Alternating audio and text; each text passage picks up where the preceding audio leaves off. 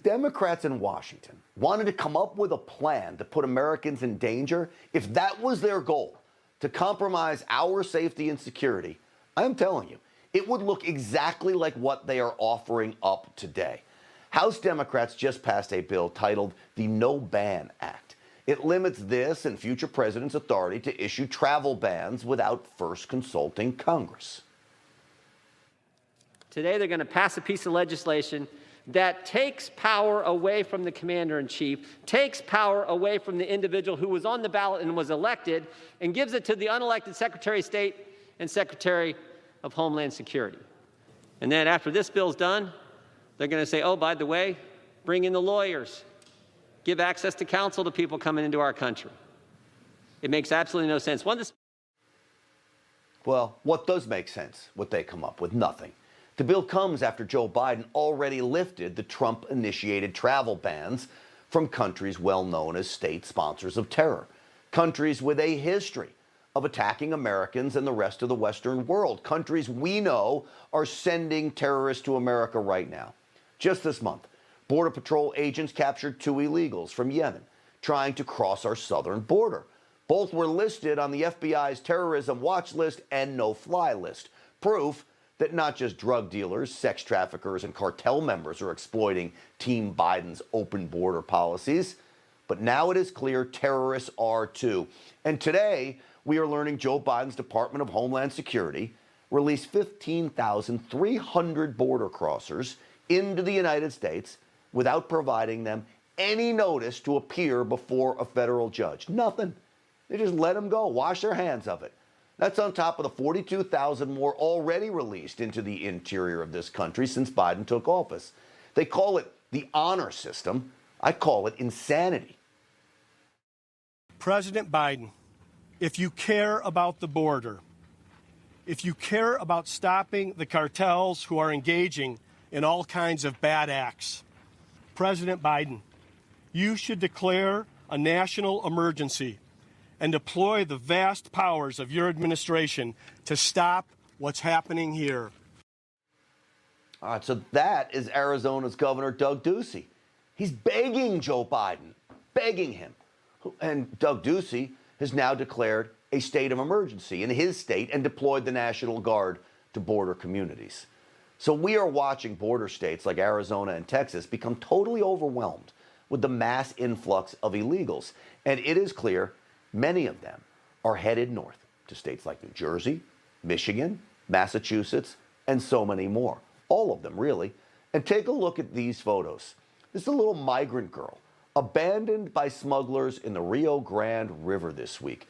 The very Border Patrol agents vilified by the left as heartless and racist. Guess what? They're the ones who saved her moments before she drowned. The smile that you see on her face right here in that picture in front of a Border Patrol vehicle, only made possible by heroic federal agents. Yes, you can blame the smugglers for leaving her to drown, but you can also blame Joe Biden and Kamala Harris for all of this. Neither of whom, by the way, have visited the border yet or have even taken this crisis seriously. Just listen to what Kamala had to say today about the root causes of mass migration. Brace yourself for this. And so the question has to be, why do people leave home? We are looking at extensive storm damage because of extreme climate. We're looking at drought. This initiative, from my perspective, must be effective and relevant to the underlying issue, which is addressing the acute and root causes of migration away from that region, the reasons people flee.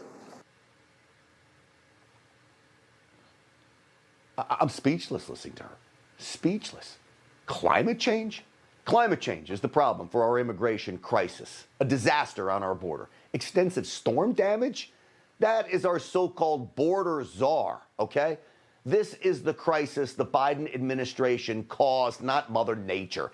And as we talk about Joe Biden's moves that only put more Americans in danger, we cannot forget about what he is doing overseas, lifting sanctions against Iran, ignoring Russia, amassing troops along the Ukrainian border, and China's ever-expanding reach into the South China Sea and beyond.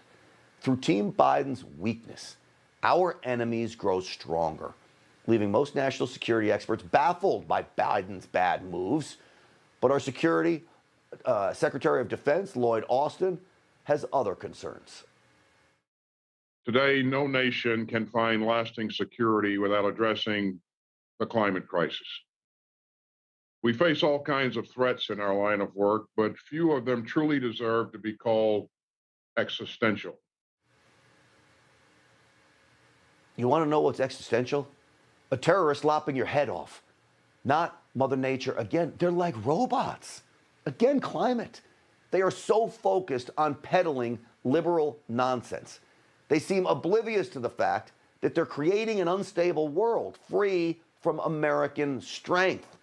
That makes for very dangerous times. We're in them right now. Add in the fact that Team Biden is making drastic cuts to our military, leaving us, our troops, and the world vulnerable to foreign evildoers who want nothing more than to witness the total destruction of America firsthand, and to think this president is actually helping them. Hey, I'm Rob Finnerty. Thanks for watching. If you enjoyed this video, please join the conversation in the comments below. Don't forget to subscribe, too. Hit the bell icon to be alerted to breaking news. And remember, there's a whole lot more on Newsmax TV, America's fastest growing cable news network. Newsmax TV, where real news for real people.